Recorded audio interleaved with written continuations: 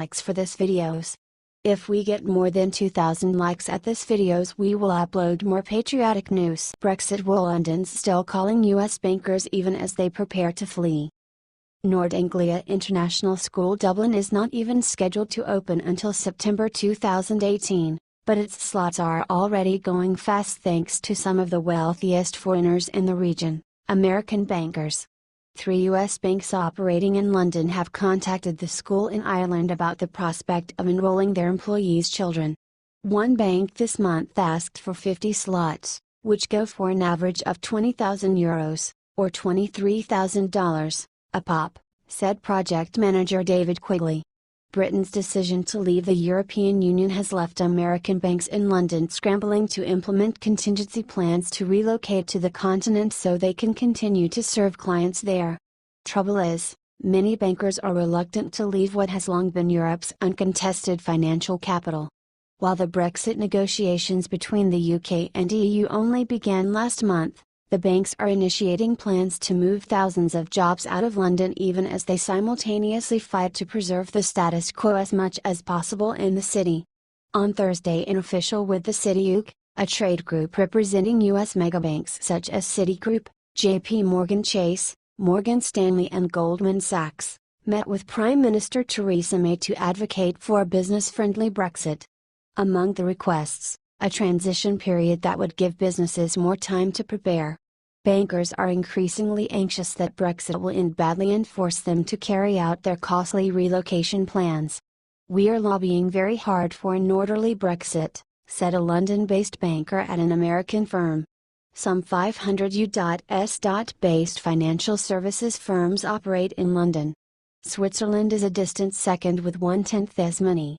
Of the 222 largest firms with significant operations in Britain, about 27% are expecting to move staff out of the UK or are reviewing their plans, according to a report this month by Ernst & Young.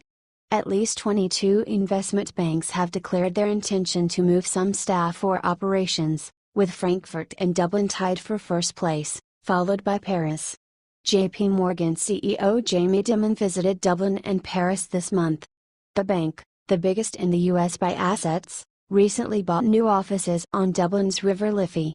"We do know other US groups sent in their real estate teams to Dublin," said Kieran Donoghue, head of international financial services for IDA Ireland, an Irish government agency.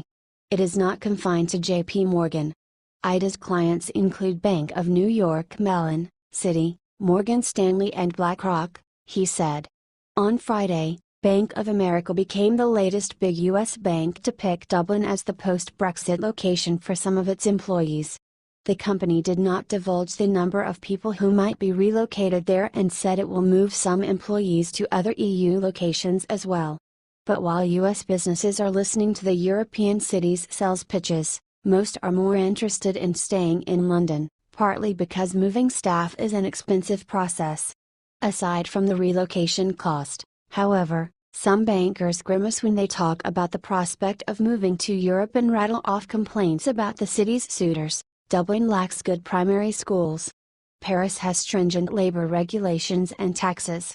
And Frankfurt? Too small and boring. One banker said to me recently, "There's only one opera house in Frankfurt," said a London-based consultant who is working with financial companies preparing for Brexit moves. That's not deterring Citigroup. In an email to staff on Thursday, Citigroup's head of Europe said the giant U.S. bank will open a second trading hub in Frankfurt. Up to 150 new positions may need to be established in the EU, but London will remain Citi's regional headquarters, according to the email obtained by Politico. Morgan Stanley is also expected to expand its presence in Frankfurt by about 200 jobs, according to press reports on Wednesday. A spokesman for the bank declined to comment. Paris is fighting for U.S. Brexit business, too. In addition to trumpeting President Emmanuel Macron's proposals to ease France's labor regulations and cut taxes, the city is trying to promote itself as a leading space for financial technology firms such as app developers for banks. Paris Europlace, a lobbying group for the city whose members include JP Morgan and Goldman Sachs, is highlighting a massive new workspace for startups that opened in July called Station F. A Silicon Valley-based startup accelerator, Plug and Play, is opening an office there in September, with U.S. fintech businesses among its clients.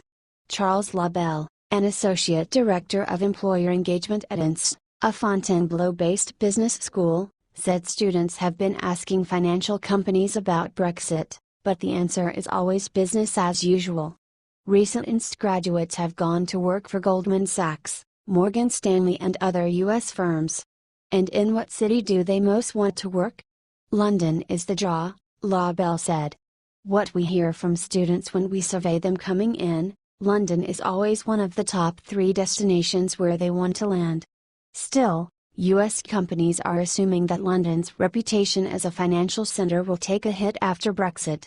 Miles Selleck, the CityUK's CEO, said his group is going around Europe to plead its case for a favorable Brexit with lawmakers, including one recently with the members of Germany's Legislative Finance Committee.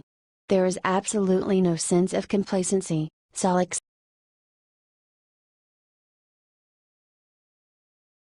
Sessions slams Philadelphia over sanctuary city policy.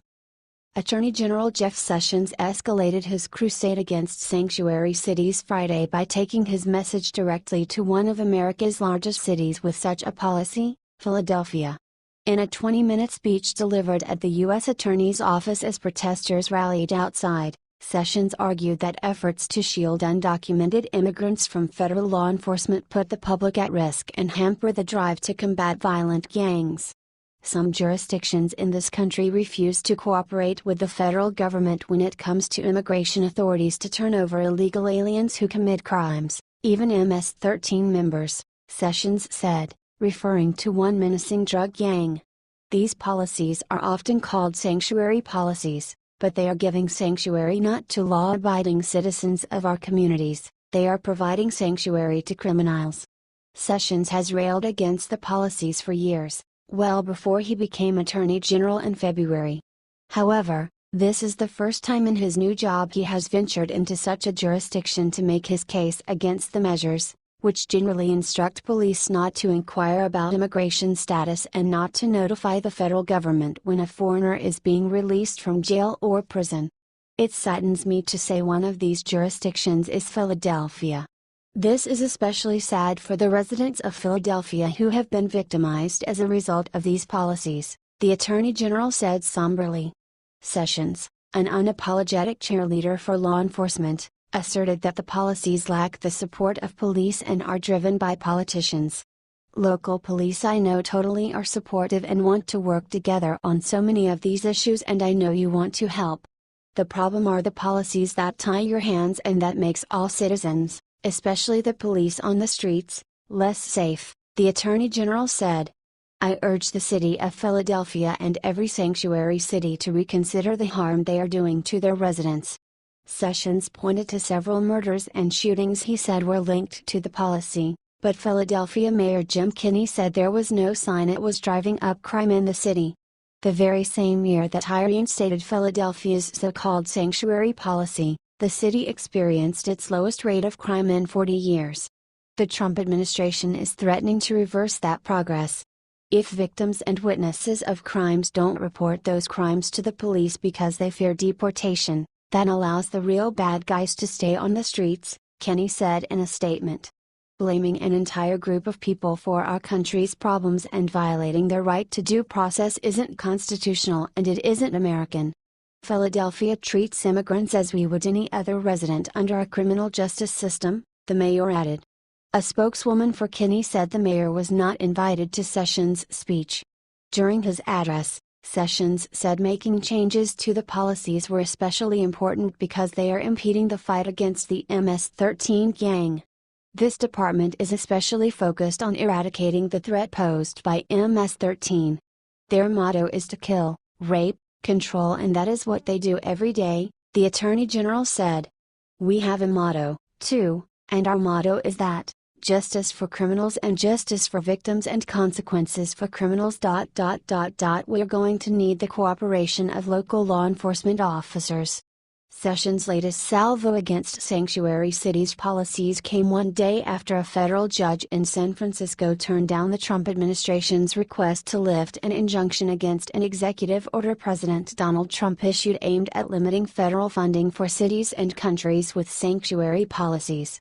Ruling in cases brought by several California localities, U.S. District Court Judge William Warwick declined to disturb the existing injunction. He said a memorandum Sessions issued purporting to limit the impact of Trump's order did not provide a sufficient guarantee to the local governments that they wouldn't face more aggressive enforcement of the order in the future. I conclude that the AG memorandum is functionally an illusory promise to enforce the executive order narrowly and, as such, does not resolve the constitutional claims that the counties have brought based on the order's language, Warwick wrote. During his speech, Sessions said nothing about the Russia controversy engulfing the Trump administration or about President Donald Trump's statement in an interview Wednesday that if he knew Sessions would recuse himself from that investigation, he would not have nominated Sessions as Attorney General. In that same interview, Trump suggested Deputy Attorney General Rod Rosenstein wasn't politically loyal to the administration because he's from Baltimore, where he served as U.S. Attorney for about 12 years. However, Rosenstein doesn't live there, isn't a Baltimore native and actually was born in Philadelphia, as Sessions noted at the outset of his remarks Friday. Sessions also gave a public boost to the man Trump appeared to denigrate in his interview with the New York Times. "It's good to be in Philadelphia. We were just discussing, our deputy Rod Rosenstein is from this area. Wharton School of Business graduate," Sessions told the audience. "He's really a good guy."